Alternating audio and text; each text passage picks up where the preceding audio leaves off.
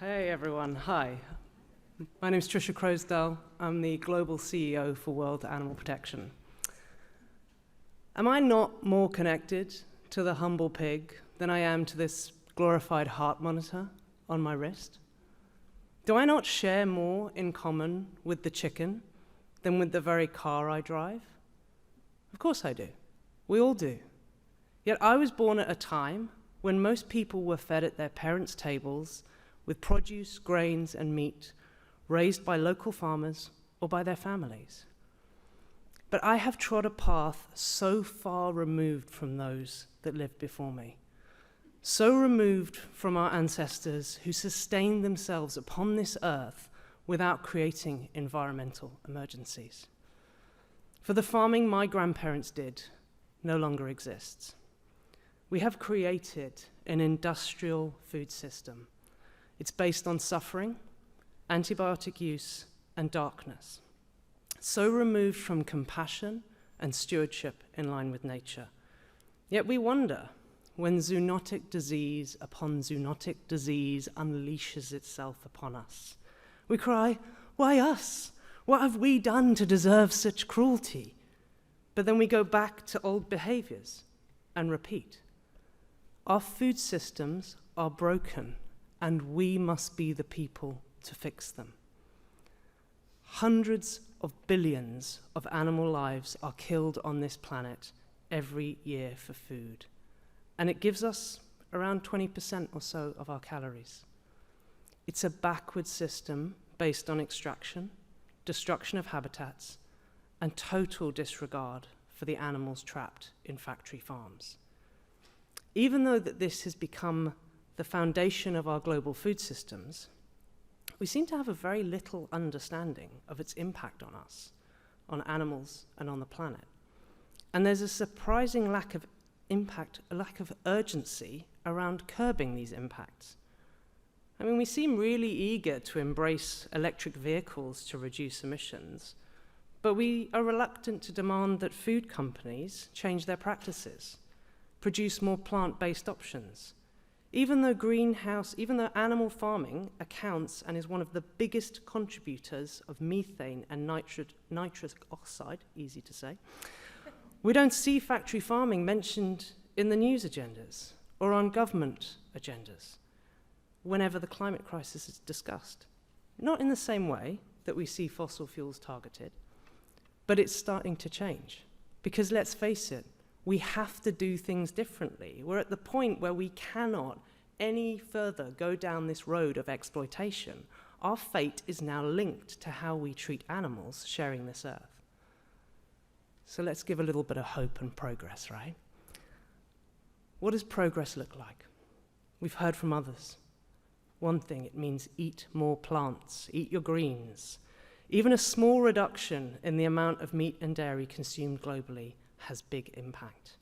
Doing this would mean fewer animals would be born into and trapped on factory farms. Fewer antibiotics would be used. We would have lower emissions, better health, lower food costs. Here in Canada, World Animal Protection just relaunched a program to support people in making this change. When it was first launched in 2022, 83% of participants said our meal plan helped them to reduce their meat consumption, and we're hoping to reach an even bigger audience. Progress means being aware of ethical approaches to farming and supporting those farmers who are committed to farmed animals living good lives. I visited a farm in Thailand recently where the farmer provides a high welfare environment for chickens.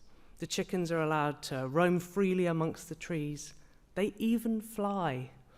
Chickens raised in factory farms typically spend their entire lives in spaces no larger than a sheet of paper per chicken. They never see daylight.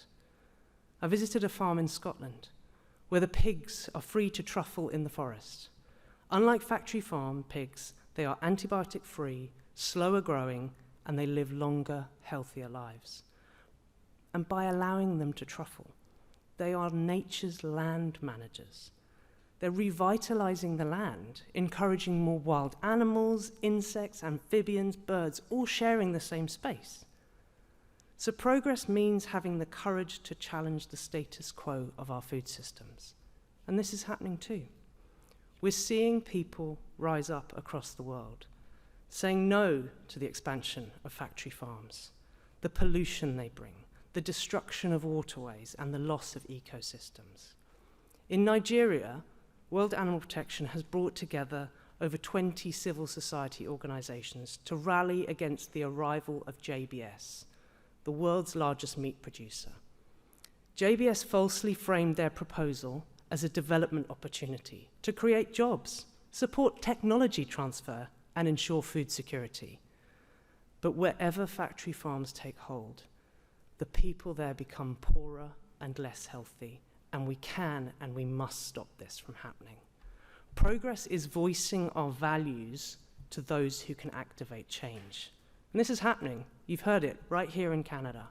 We're seeing exciting progress in Canada and elsewhere around the world on making animal welfare part of the political debate. Our World Animal Protection Canada team has been in discussions with the federal government on the inclusion of plant-based meals into public procurement policy. Whew. On the surface, that doesn't seem that sexy, right? But it is long-term behavior-inducing change, and I'm delighted that politicians are responding to this. And finally, progress means acknowledging that we must live within the capacity of the planet. We must set aside that some future techno-solution is going to get us out of this mess.